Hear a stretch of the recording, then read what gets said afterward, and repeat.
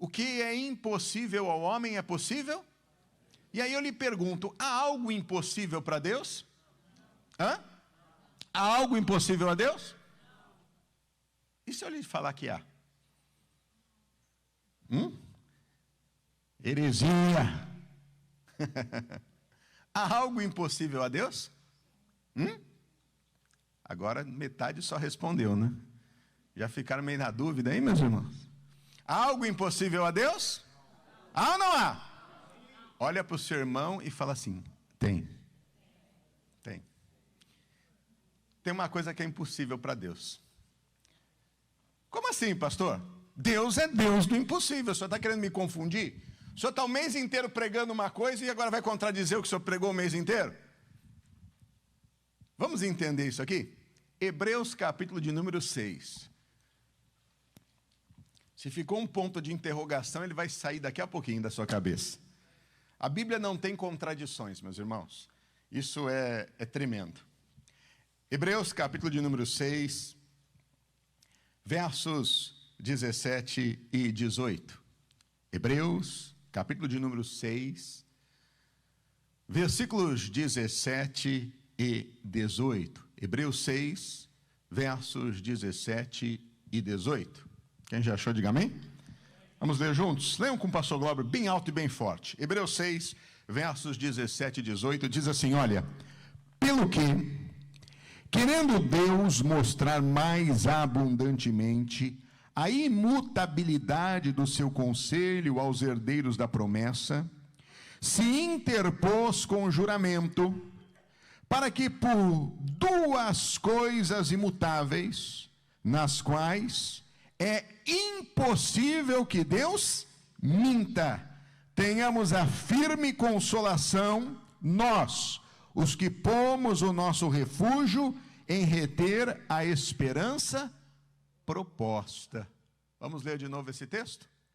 Hebreus 6, versos 17 e 18. Leiam comigo. Diz, pelo que, querendo Deus mostrar mais abundantemente a imutabilidade do seu conselho aos herdeiros da promessa, se interpôs com juramento, para que por duas coisas imutáveis, nas quais é impossível que Deus minta, tenhamos a firme consolação nós, os que pomos o nosso refúgio em reter a esperança proposta. Diga graças a Deus.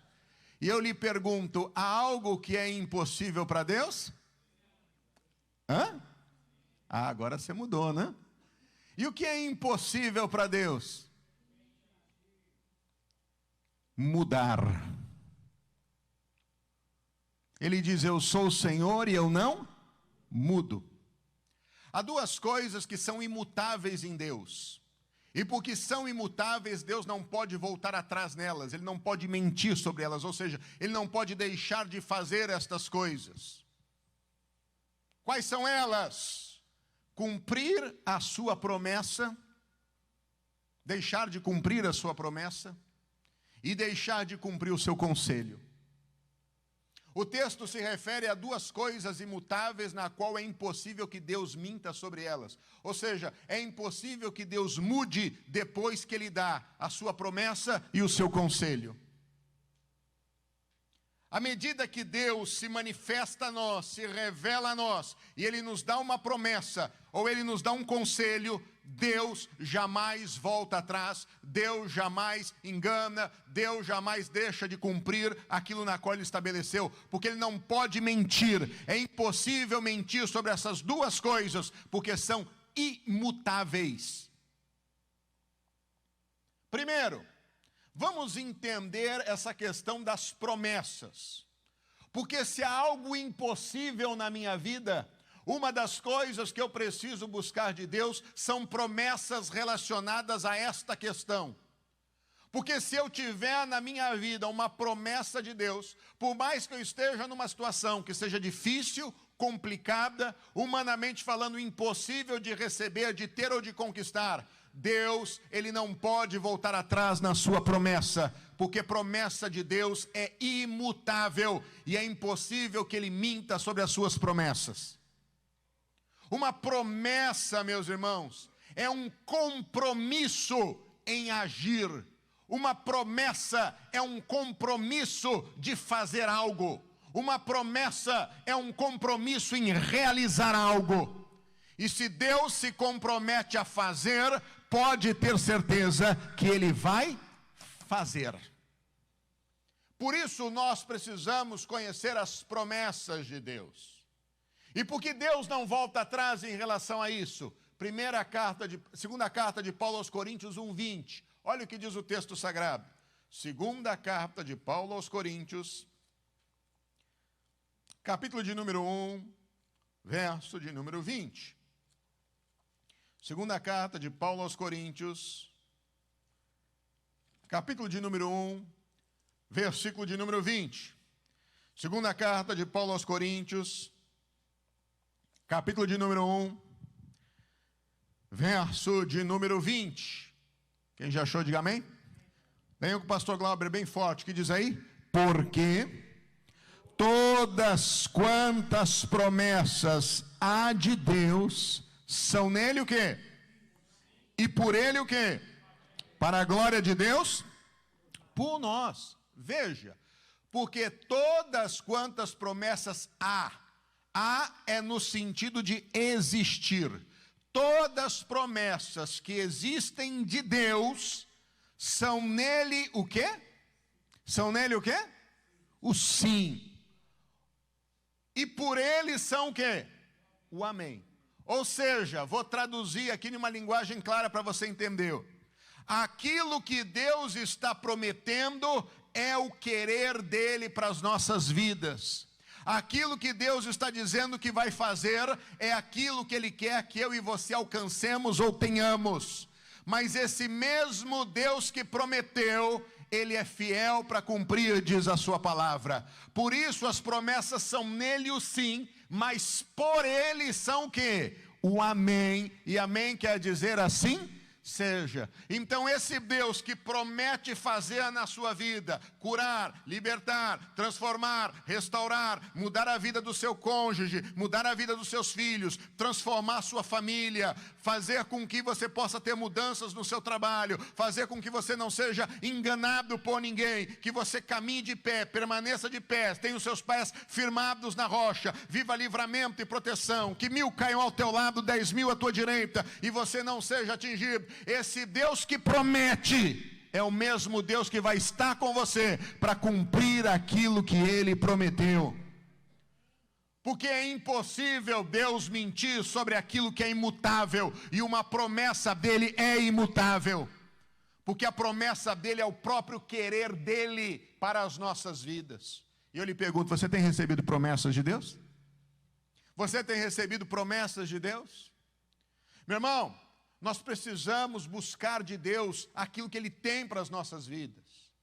Volto a dizer, eu só vou conseguir entender a promessa que Deus tem para mim se eu tiver contato com Ele.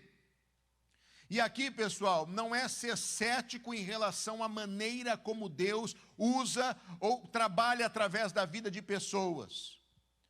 Porque Deus, Ele usa pessoas, Ele trabalha através da vida de pessoas. Mas é entendendo que Deus, Ele está querendo um contato comigo e com você, não é por intermédio de ninguém. Deus está querendo um contato comigo e com você direto. Porque Jesus Cristo, quando foi àquela cruz e derramou o seu sangue nos comprou para Deus. Na sua morte o véu foi rasgado, ou seja, a separação que havia deixou de existir. Então agora, quem nos leva a Deus não é o pastor, quem nos leva a Deus é Cristo Jesus. É contato direto.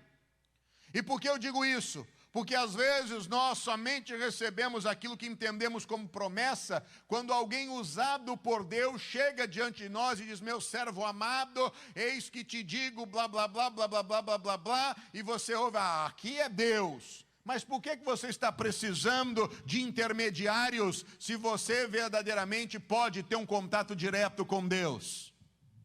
Por isso, meu irmão, é importante leitura bíblica, tenha isso no coração. Talvez nós sejamos redundantes em todo o culto, bater na mesma tecla, mas uma hora tem que entrar na cabeça, né? Uma hora tem que entrar na cabeça e chegar no coração. Uma hora tem que romper essa barreira de entrar por um ouvido e sair pelo outro. A ponto da gente entender, eu preciso ter um contato diário com a palavra. Até para poder discernir se vozes que dizem que Deus disse ou falou, verdadeiramente sejam vozes do Senhor. E não eu entenda ou suponha que seja. Porque os profetas velhos existem no mundo. E quem são os profetas velhos? São aqueles que dizem coisas dizendo que Deus disse, quando Deus não disse nada. E na hora de assumirem responsabilidades, eles não vão assumir responsabilidades. Igual aconteceu com aquele profeta jovem que Deus falou para ele: vai pelo caminho, entrega a mensagem ao rei, não pare em lugar nenhum, não receba nada de ninguém e volte para o seu destino. E ele foi, fez o que Deus disse. No meio do caminho voltou e encontrou o profeta velho que disse: eu também sou profeta como você, e Deus mandou dizer para você ficar comigo essa noite. E ele disse: não, mas Deus mandou eu não parar em lugar nenhum. Ele disse: não, mas Deus falou comigo, e eu também sou profeta, sou mais velho, sou experiente, e Deus falou comigo para você ficar. Ele disse: bom, se Deus falou, então tá certo, então eu vou ficar. Chegou de noite, comeu, se esbaldou, no meio do caminho foi um leão, vai e o devora. E aí dizem: olha, profeta velho, né? O profeta morreu. Ele disse: bem feito, quem mandou ele não obedecer a Deus?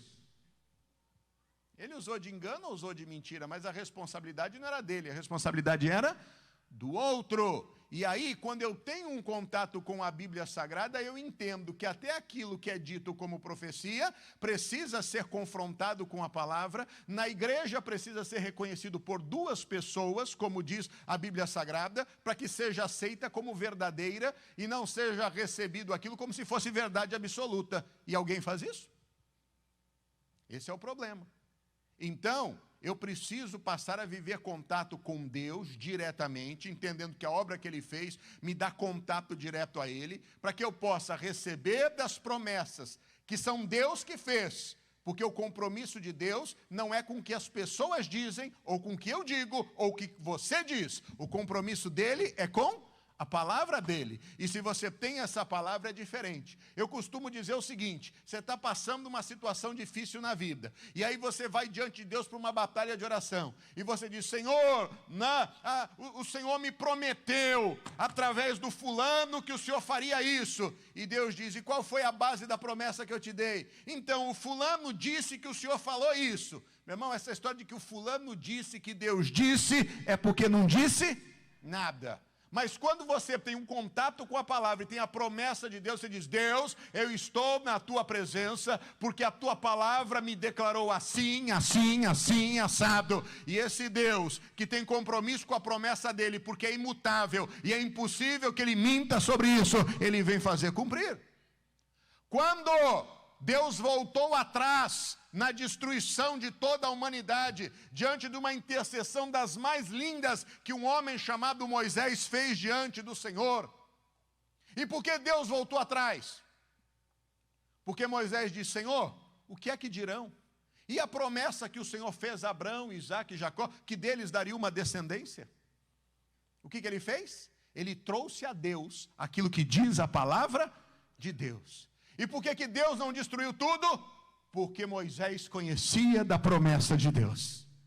Porque se ele não conhecesse, nós não conheceríamos o Deus de Abraão, de Isaque e de Jacó. Só haveria o Deus de Moisés. E talvez muitos gostariam disso, está vendo? Tudo é através de mim. Esse cara sou eu.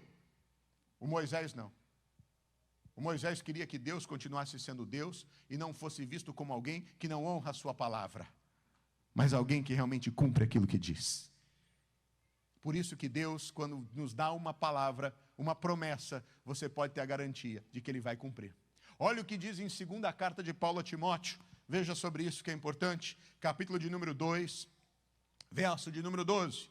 2ª carta de Paulo a Timóteo, capítulo de número 2, verso de número 12. 2ª carta de Paulo a Timóteo, capítulo 2, versos 12 e 13. Quem já achou, diga amém. 2 Timóteo 2, 12 e 13. Diz assim o texto sagrado: se sofremos também com ele, reinaremos. Se o negarmos, também ele nos negará. E se formos infiéis, ele permanece o quê? Por quê? Por quê? Porque ele não pode negar-se a si mesmo. Por isso que todas quantas promessas há nele o sim. A promessa é a vontade clara do Senhor em realizar na nossa vida. Então, se eu recebo esta promessa de Deus, pode ter certeza que ele vai cumprir. Você lembra do caso de Abraão, por exemplo? Abraão recebe uma promessa de Deus, de que ele seria pai de uma grande nação. O tempo foi passando, Ele tinha 75 anos de idade quando Deus falou com ele. Já não era um menino, já era um homem maduro. Com 75 anos de idade, ele sai da terra dele, da parentela dele, vai segundo a direção que Deus dá. Chega um momento na vida dele que ele estava lá com seus 80 e poucos anos, e que ele já estava meio triste, porque a coisa não acontecia. Ele estava debaixo da tenda, está lá em Gênesis 15, né, debaixo da tenda, e aí já pensando em dar a administração da casa dele, deixar a herança dele para o servo que era fiel, porque então a mulher não engravidava, o tempo estava passando, e aí o costume das mulheres já tinha passado. Então, quer dizer, humanamente falando, era impossível se cumprir na vida dele aquilo que diz.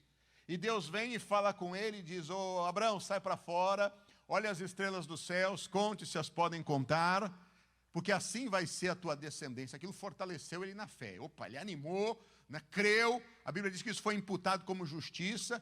Quem estava prometendo era quem? Era Deus. E olha, se nós negarmos a Deus, Deus vai o quê? Nos negar. É por isso que tem muita gente, pessoal, que às vezes tem deixado de viver a vida cristã e tem perdido os benefícios daquilo que vive. Eu costumo dizer isso até ministerialmente. Tem gente que é chamado por Deus para o ministério, é chamado por Deus para servir ao Senhor, é chamado por Deus para poder viver a vida cristã, e a pessoa, ela nega o chamado. Por isso que eu digo o seguinte, né? O dom de Deus, esse aí, pessoal, ele é imutável. O dom que Deus dá, isso não se perde. Mas o chamado, quando a pessoa renuncia, ela perde também todas as habilidades daquele chamado. Tem muita gente que vem ao altar, recebe uma consagração para poder ser usado por Deus diante daquilo. Mas a pessoa, em dado momento, ela nega aquele chamado. Não pense que as prerrogativas da unção daquele chamado vão permanecer. Porque se nós o negarmos, ele também o quê? Vos negará. Se nós o rejeitarmos, ele diz em Oséias 4:6, ele também nos rejeitará, para que não sejamos mais reis diante dele. Então, meu irmão, as prerrogativas se perdem.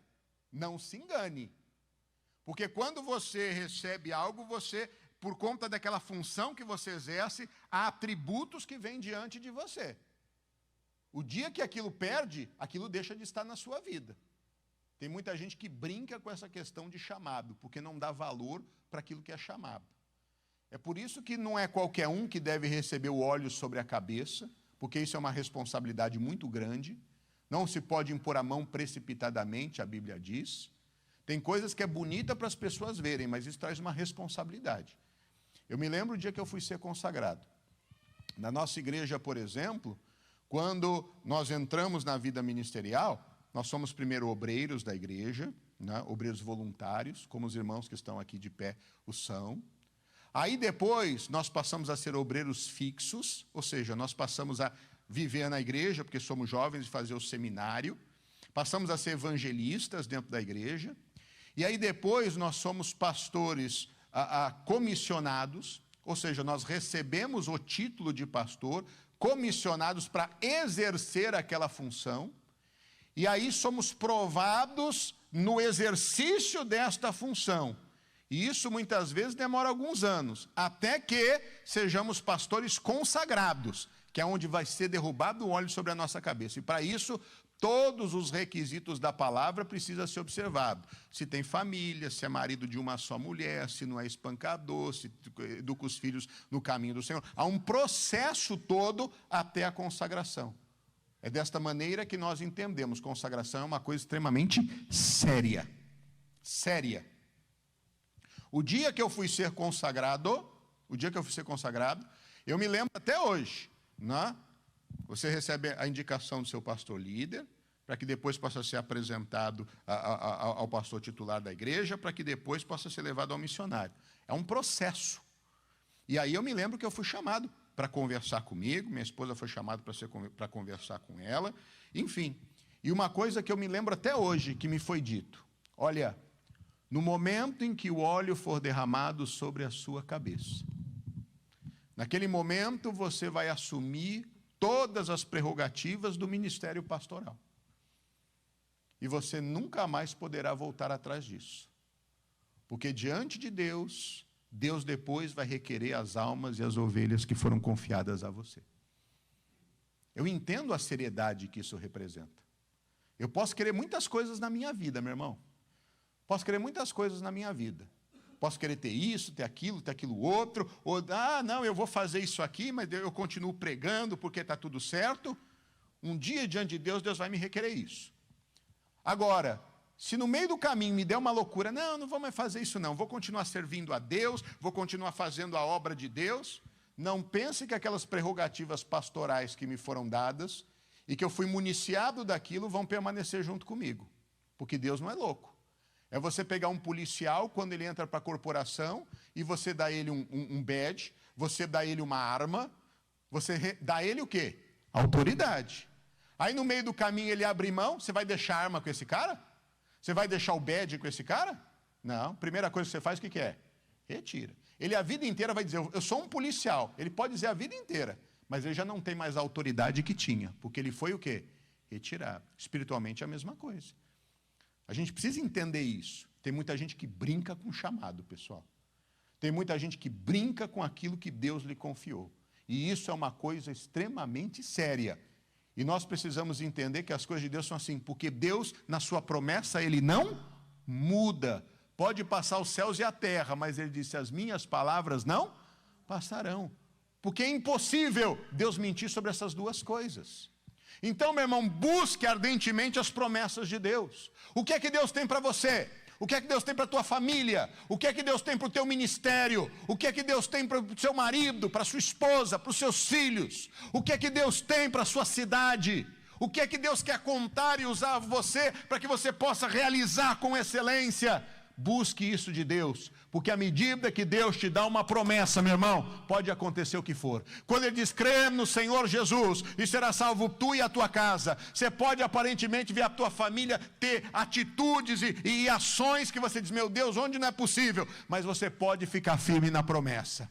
Estava lá o Noé construindo a arca. Meu irmão, 100 anos para construir aquela arca. 100 anos ali para fazer aquilo ficar de pé.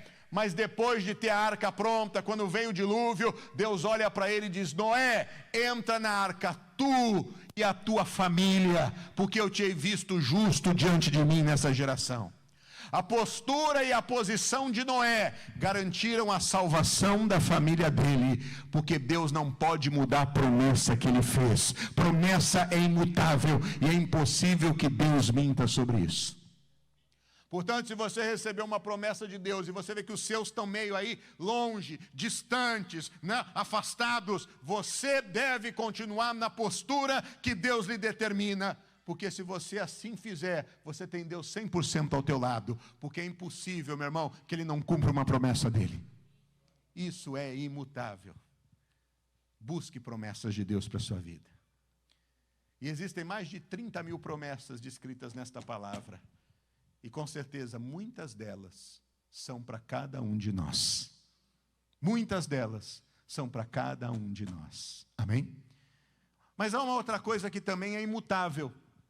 E é impossível Deus mentir sobre isso, porque também é imutável. O quê? O conselho de Deus. E aí aparece o filósofo, poeta e diz, conselho se fosse bom ninguém dava, vendia. Mas eu lhe pergunto, o conselho de Deus é bom ou não é bom? Conselho, meu irmão, é opinião, conselho é ensino, conselho é aviso quanto àquilo que deve fazer. Isso é um conselho. O conselho de Deus também é imutável. Porque o conselho de Deus também é oriundo do seu querer e da sua vontade. E por ele ser o Senhor e não mudar, é impossível que ele minta sobre isso. Lá no Salmo, capítulo de número 33, veja o que a Bíblia Sagrada fala sobre o conselho de Deus. Salmo, capítulo de número 33. Salmo 33, verso de número 11. Salmo 33, verso 11. Quem já achou, diga amém. Leiam comigo com fé. Salmo 33, 11 diz: o conselho do Senhor, os intentos do seu coração de geração. Veja, está se confirmando. Por que Deus não pode mentir sobre o seu conselho? Porque o seu conselho permanece para quando? Para sempre. Meu irmão, quantas orientações Deus nos dá, quantos avisos Deus nos dá, quantas direções Deus nos dá em relação a estas coisas. Sabe quando a gente precisa de o que eu devo fazer nessa situação? Como eu devo agir nessa situação? Se você buscar o conselho de Deus, Deus vai te dar o aviso. Deus vai te dar orientação. Deus vai lhe mostrar exatamente qual é a postura, qual é a atitude ou quais são as palavras que você deve falar em relação a esta questão. E o conselho de Deus permanece o quê? Para sempre. Você quer ver isso na prática? Vamos lá para Isaías, capítulo de número 14. Vou te dar um exemplo prático que você vai ver como isso aqui é tremendo. Isaías, capítulo 14. E o que você vai ouvir agora é um conselho de Deus para a sua vida. Deixa eu fazer uma pergunta para você. Quem aqui tem alguma questão diante de você hoje que precisa ser resolvida? Pastor, eu tenho uma questão que precisa ser resolvida. Levante sua mão assim, ó. Faz assim para eu ver. Você tem uma questão que precisa ser resolvida? Presta atenção nesse conselho de Deus aqui. Isso é para você. Já que o conselho dele é de geração para geração, serviu para Abraão? Serviu ou não serviu? Serviu. Serviu para Moisés? Serviu. Serviu para os profetas? Serviram para os apóstolos? Serve para mim e para você? Vão servir para os nossos filhos e netos? Vão. Porque o conselho é para sempre.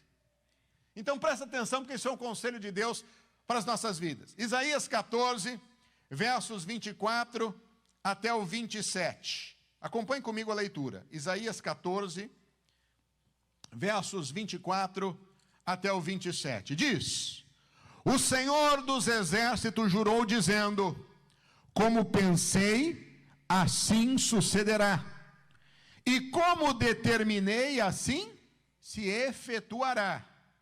Quebrantarei a Síria na minha terra, e nas minhas montanhas a pisarei, para que o seu jugo se aparte deles, e a sua carga se desvie dos seus ombros.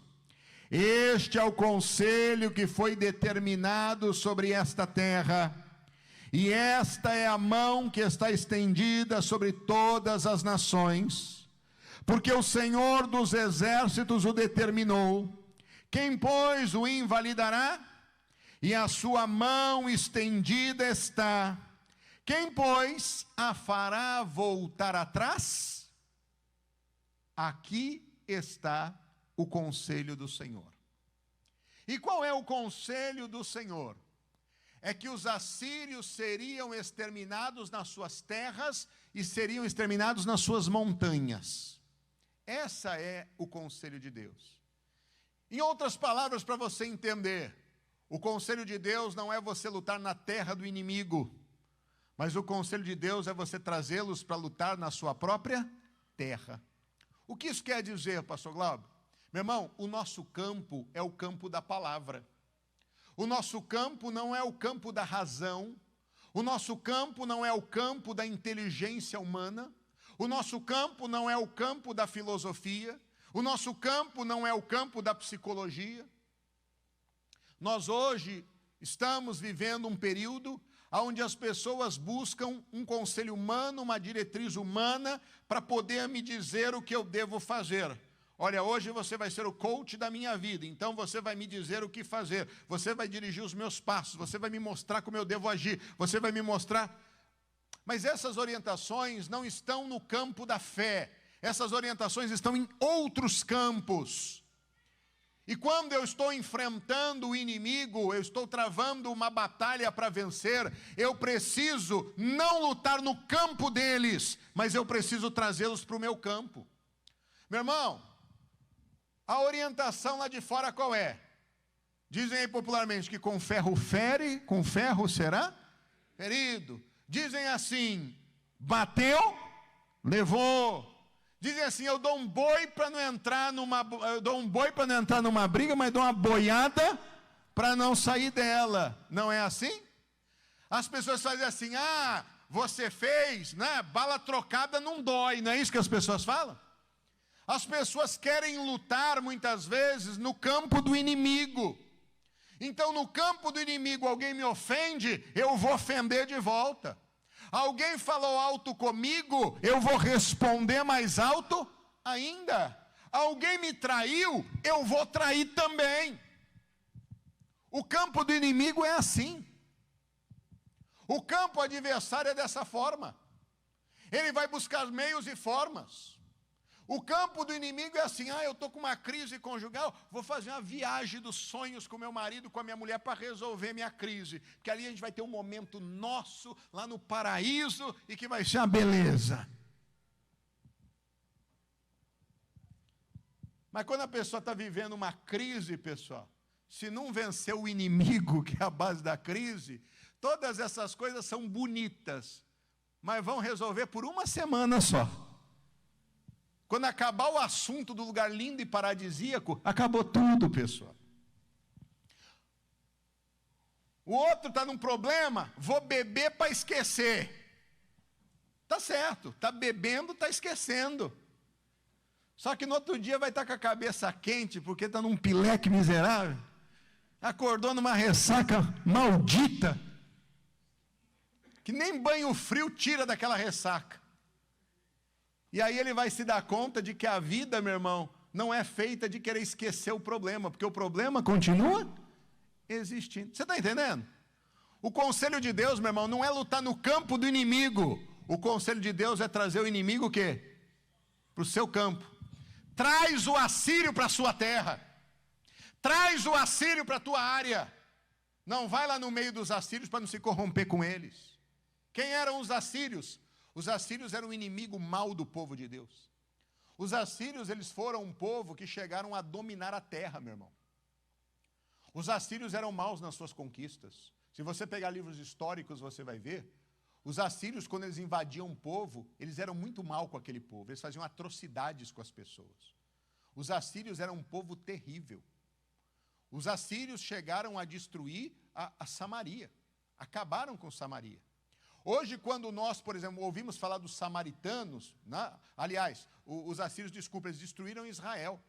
E quando nós ouvimos falar de Samaria, dos samaritanos, é porque quando os assírios eles entravam em um lugar, eles acabavam dissolvendo o povo e pegavam esse povo e botavam eles em diversas áreas. E traziam pessoas escravas de outras áreas também, para quê? Para misturar falas, idiomas e culturas. As más conversações, a Bíblia diz que corrompem os bons costumes. Quando a gente ouve aquela briga entre judeus e samaritanos, os assírios são responsáveis disso. Porque quando eles invadiram Israel e assolaram Israel, eles tiraram os judeus daquela terra que era deles, aquela área que era deles. E povoaram com outros povos e outros deuses. Os judeus que cresceram ali no meio, influenciados por outras culturas, são os judeus que a Bíblia chama de samaritanos. Aqueles que não eram nem reconhecidos como judeus, que eram os impuros. Essa rivalidade que você vê na Bíblia de judeus e samaritanos, é assim, os assírios são totalmente responsáveis por causa disso. Porque eles eram um povo tremendamente mau. Então não adiantava o povo de Deus querer lutar daquele lado, porque lutando daquele lado, eles estavam se corrompendo. Judá, através do rei Ezequias, Judá começou a entrar na onda deles. Você quer ver? Vamos lá para o livro de 2 Reis. Presta atenção, olha como o conselho de Deus é imutável. E se você segue o conselho de Deus, você vai ser bem sucedido. 2 Reis, capítulo 18. Segundo livro de Reis, capítulo de número 18. Verso 28. 2 Reis 18, 28. Quem já achou, diga amém. 2 Reis 18, 28. Diz assim, ó. Rabsaque, pois, se pôs em pé e clamou em alta voz em judaico e falou e disse: ouvi a palavra do grande rei, o rei da Síria. Assim diz o rei: não vos engane, Ezequias, porque não vos poderá livrar da sua mão. Nem tampouco vos faça Ezequias confiar no Senhor, dizendo: certamente nos livrará o Senhor, e esta cidade não será entregue na mão do rei da Síria. Não deis ouvidos a Ezequias, porque assim diz o rei da Síria: contratai comigo por presentes e saí a mim, e coma cada um de sua vide e de sua figueira, e beba cada um a água de sua cisterna, até que eu venha e vos leve para uma terra como a vossa, terra de trigo e de mosto, terra de pão e de vinhas, terra de oliveira e de azeite, de mel, e assim vivereis e não morrereis. Não dei ouvidos a Ezequias, porque vos incita dizendo: o Senhor nos livrará. Porventura os deuses das nações puderam livrar cada um a sua terra das mãos do rei da Síria? Que é feito dos deuses de Amate, de Assapade, que é feito do deus de Serfavim, de Ena, Iva? Porventura livraram a Samaria da minha mão?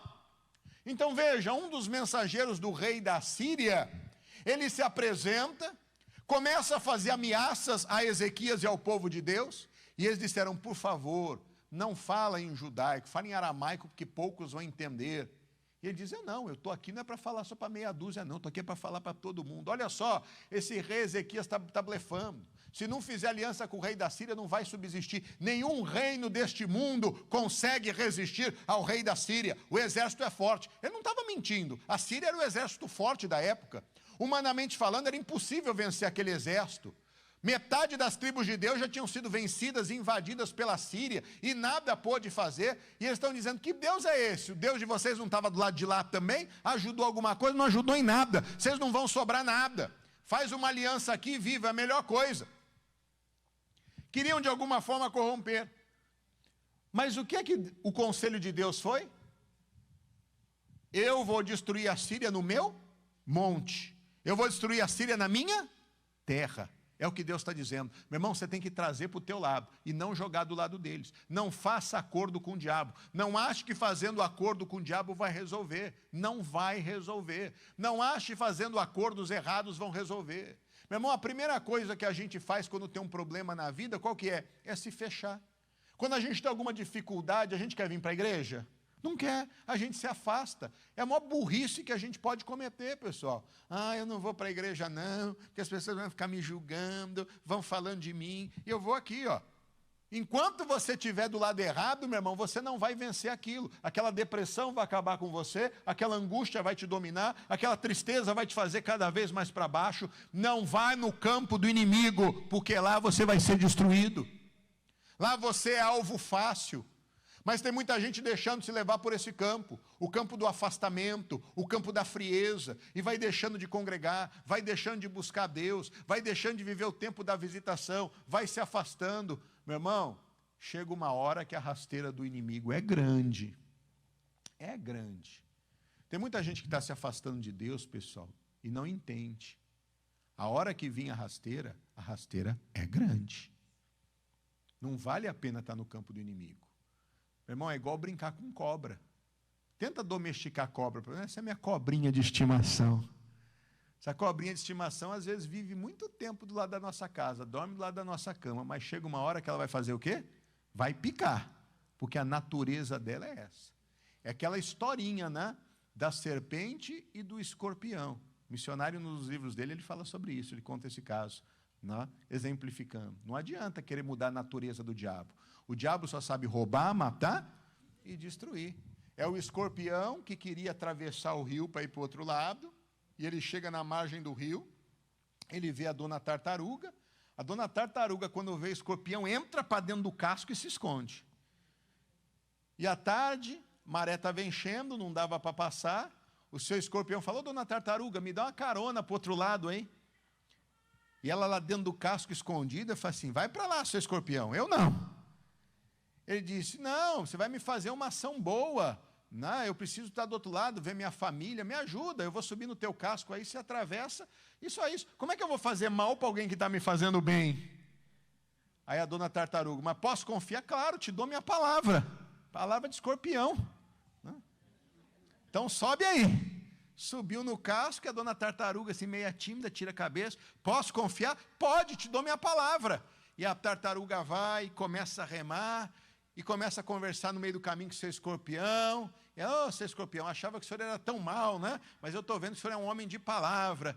E ela fazendo força, e alta, né, a maré, a água descendo com mais força, e ela se esforçando para passar, e o escorpião só olhando o pescocinho assim de cima.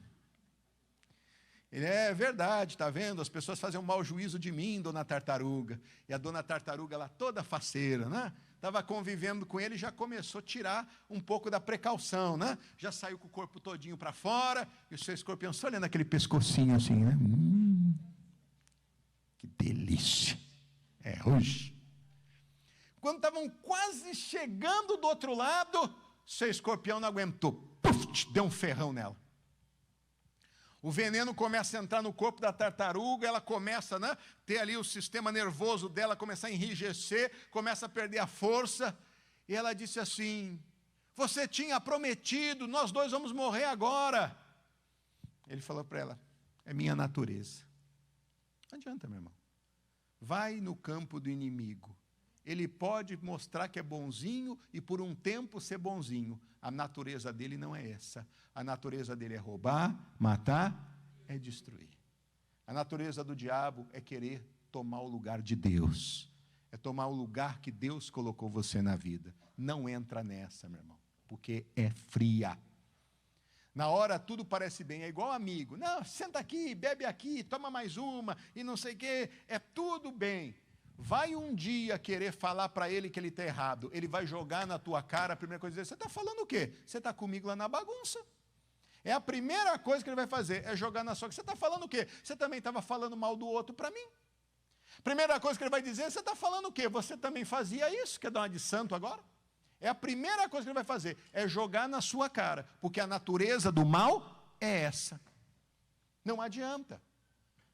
Ele queria fazer aliança. Olha o que aconteceu com Ezequias, capítulo 19, verso 15. Presta atenção. Capítulo 19, verso 15. Vem aquela opressão. Olha só o que é que o Ezequias faz. Nós estamos ensinando: o que é impossível para o homem é possível para Deus. Se eu não sei fazer, eu tenho que buscar quem sabe. Se é impossível para mim, eu vou recorrer a quem pode. Ezequias vai a Deus. Verso 15. E orou Ezequias perante o Senhor e disse: ó Senhor Deus de Israel, que habitas entre os querubins, tu mesmo, só tu és Deus de todos os reinos da terra. Tu fizeste os céus e a terra. Inclina, Senhor, os teus ouvidos e ouve. Abre, Senhor, os teus olhos e olha. E ouve as palavras de Senaqueribe, que ele enviou para afrontar o Deus vivo. Verdade é, Senhor, que os reis da Síria assolaram as nações e as suas terras, e lançaram os seus deuses no fogo, porquanto deuses não eram, mas obra de mãos de homens, madeira e pedra, por isso os destruíram. Agora, pois, ó Senhor, nosso Deus, ser servido de nos livrar da sua mão, e assim saberão todos os reinos da terra que só tu és o Senhor Deus. Então Isaías, filho de Amós, mandou dizer a Ezequias: assim diz o Senhor Deus de Israel, o que me pediste acerca de Senaqueribe, rei da Síria, eu o quê? O ouvi. Meu irmão, para eles era impossível, mas ele foi diante do Deus que fazia as coisas acontecerem. E o conselho do Senhor é imutável. Deus falou: eu vou destruí-los na minha terra e no meu monte. Deus não muda o que Ele dá de conselho, de orientação. Por isso que aquilo que o Senhor fala ao teu coração, pode colocar em prática. Por isso, quando você vem na igreja pedir uma orientação e recebe uma orientação, pode fazer conforme a orientação, porque ali está a bênção. Vai lá o leproso diante do profeta: eu vim aqui para ser curado da lepra. O profeta manda o conselho, e o conselho é: vai, lava-te 7 vezes no Jordão e ficarás purificado. A palavra é clara em dizer: crede no Senhor Deus, estarei seguro. Crede nos seus profetas e prosperarei. O homem vai lá, pessoal, se lava 7 vezes no Jordão, e o que acontece com ele? É purificado da lepra. Presta atenção no conselho, porque o conselho do Senhor é imutável. É impossível que Deus minta sobre o conselho dele, sobre aquilo que a palavra dele declara ao nosso coração. Olha o que aconteceu para terminarmos e orarmos. Verso de número 35 diz: sucedeu, pois, que naquela mesma noite saiu o anjo do Senhor e feriu no arraial dos assírios a 185.000 deles. E levantando-se pela manhã cedo, eis que todos eram corpos. Diga aleluia. O povo de Deus precisou fazer acordo com o mal para viver? O povo de Deus precisou fazer acordo errado para poder subsistir? Não. Eles permaneceram na palavra, buscando a Deus, e esse Deus agiu em favor deles. Meu irmão, não precisaram nem empunhar a espada. O exército de Senaqueribe, do reino mais poderoso do mundo, naquela noite foi destruído pelo anjo do Senhor. Acabou, pessoal. O povo de Deus se livrou daquele mal. É isso que nós temos que entender. É impossível Deus mentir sobre aquilo que é imutável. Promessa e conselho. Você precisa de uma promessa? Busque, Ele vai lhe dar. Não sabe como fazer? Busque o conselho, Ele vai te orientar. Siga o conselho dEle, Ele vai cumprir o que prometeu.